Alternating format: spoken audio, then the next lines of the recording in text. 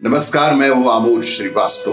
Amazing thought, amazing message, amazing information की दिशा में आज एक कदम और आगे। आज के इस चिंतन का विषय है मर्यादा पुरुषोत्तम श्री राम। रामनवमी के विशेष अवसर पर डॉक्टर घनश्याम बादल की रचना मर्यादा पुरुषोत्तम श्री राम। आपको यह मेरा वीडियो अच्छा लगे तो लाइक करें, शेयर करें और लाल बटन दबाकर सब्सक्राइब अवश्य करें। साथ ही बेल आइकन दबाना बिल्कुल ना भूलें। आज के इस चिंतन का विषय मर्यादा पुरुषोत्तम श्री राम। मात्र 2 अक्षर के नाम राम की असीम महिमा सारी दुनिया में व्याप्त है। केवल भारत और हिंदू धर्म में ही नहीं, अपितु विश्व के कोने कोने में राम के नाम की महिमा का गुणगान अलग अलग रूपों में या तरीकों से सदियों से होता चला आ रहा है। राम जीवन के हर क्षेत्र में समाये हुए हैं। धर्म, दर्शन, आध्यात्म, साहित्य, राजनीति यानी जीवन समाज का लगभग हर अंश रामायण राममय है। विशेष रूप से भारतीय जनमानस में राम एक ऐसी गहन आस्था का नाम है जो राम नाम जगत आधारा के भाव में भी व्यक्त होती है। तर्क से परे है आस्था। प्रत्येक वर्ष चैत्र शुक्ल नवमी को आस्थामयी होकर जन समुदाय भगवान श्री राम का जन्मोत्सव मनाता है। श्रद्धावान राम भक्तों के लिए रामनवमी का यह पर्व उल्लास, उमंग और अपने आराध्य की महिमा मंडन का उत्सव बनकर आता है।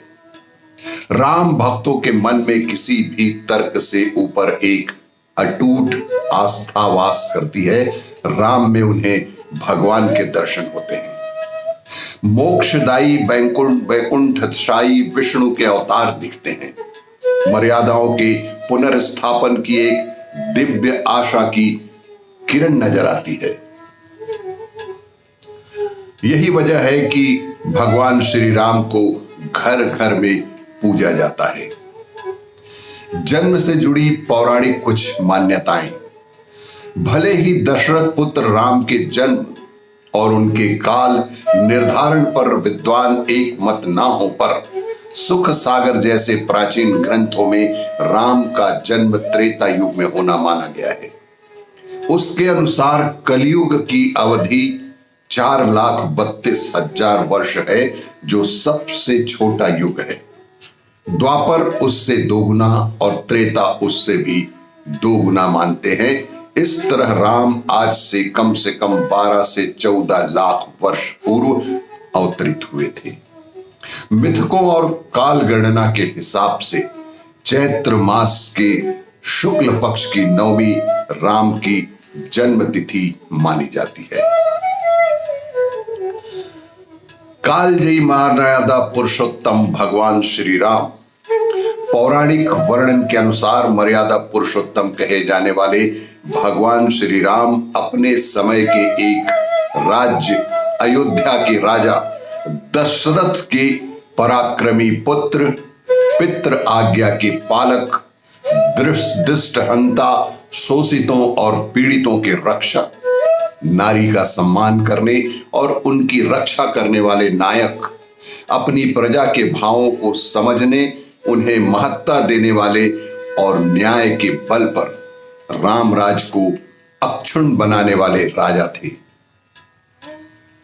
उन्होंने बतौर पुत्र, भाई, शिष्य, मित्र, पति और राजा ऐसे आदर्श मूल्य स्थापित किए जिसके समान कोई अन्य उदाहरण नहीं दिखता है। यही वजह है कि सहस्त्रों वर्ष पूर्व गुजर जाने के बाद भी आज भगवान श्री राम के प्रति सम्मान और आस्था का भाव जनमानस में तनिक भी कम नहीं हुआ है। संस्कृति मूल्यों के प्रतीक पुरुष।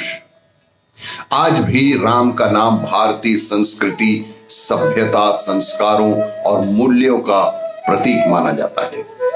इसी से प्रेरित होकर आज भी जनमानस राम राज की कामना करते हैं। आज भी राम आदर्श भारतीय समाज के प्रतीक पुरुष हैं। समाज उनमें एक मर्यादा पुरुषोत्तम शासक, लोक रंजक, कल्याणकारी महान राजा के दर्शन करता है। करुणावान स्वरूप। पुराणों मिथकों के अनुसार श्री राम भगवान विष्णु के पूर्ण अवतार हैं, तो व्यवहारवादियों की नजर में वे एक सर्वगुण संपन्न आदर्श महामानव हैं। लेकिन हर रूप में वे एक आदर्श जननायक तो हैं ही। रामायण और रामचरितमानस महाकाव्यों में वर्णन किया गया है कि श्री राम अहिल्या, केवट, शबरी, सुग्रीव, जटायु और विभीषण जैसे समाज के हर वर्ग के लोगों के प्रति समभाव ही नहीं, वर्ण करुणा का भाव भी रखते हैं। तभी तो पक्षीराज जटायु का अंतिम संस्कार स्वयं करते हैं। शबरी के जूठे पैर भी प्रेम पूर्वक ग्रहण करते हैं। राक्षस जाति के विभीषण और वानर जाति के सुग्रीव को अपना मित्र बताते हैं। संकटाग्रस्त की हर संभव मदद के लिए सर्वदा तैयार रहते हैं।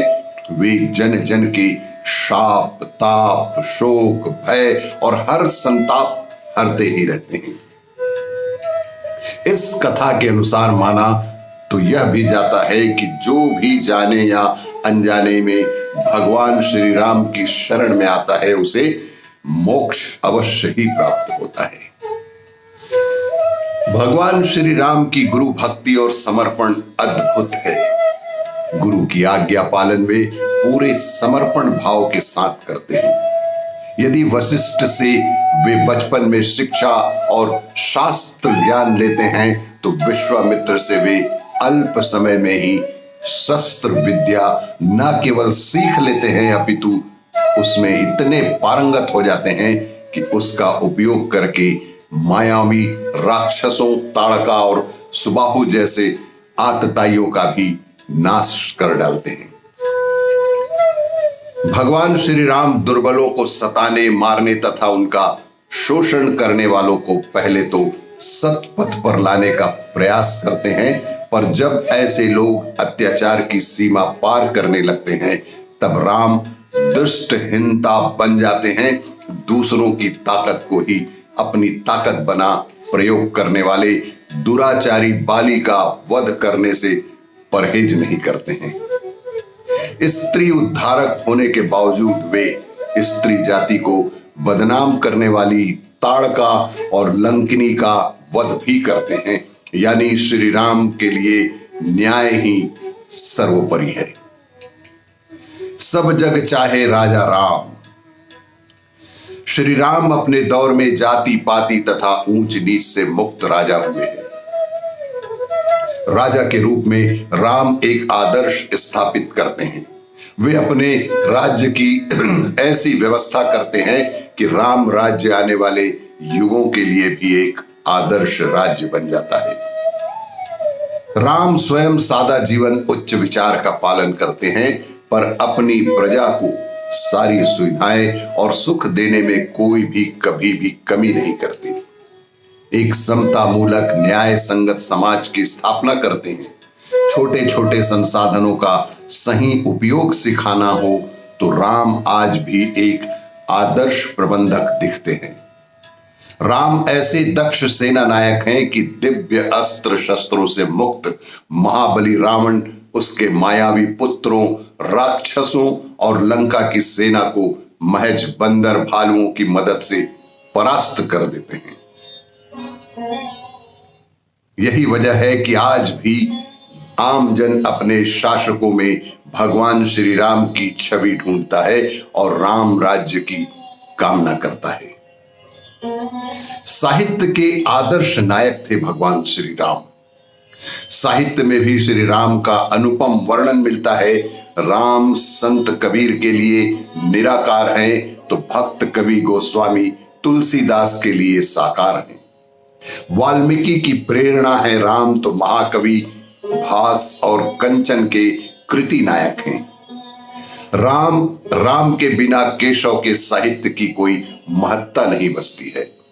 निराला राम की भक्ति पूजा और मैथिली शरण गुप्त अपने महाकाव्य साकेत के माध्यम से आधुनिक युग में राम की प्रासंगिकता को रेखांकित करते हुए उन्हें आधुनिक दौर में भी प्रेरक बना देते हैं। रामनवमी के विशेष अवसर पर मर्यादा पुरुषोत्तम भगवान श्री राम की जय हो। आपकी सभी मनोकामनाएं ईश्वर पूर्ण करे। धन्यवाद। आपको ये मेरा वीडियो अच्छा लगे तो लाइक करें, शेयर करें और सब्सक्राइब अवश्य करें। धन्यवाद।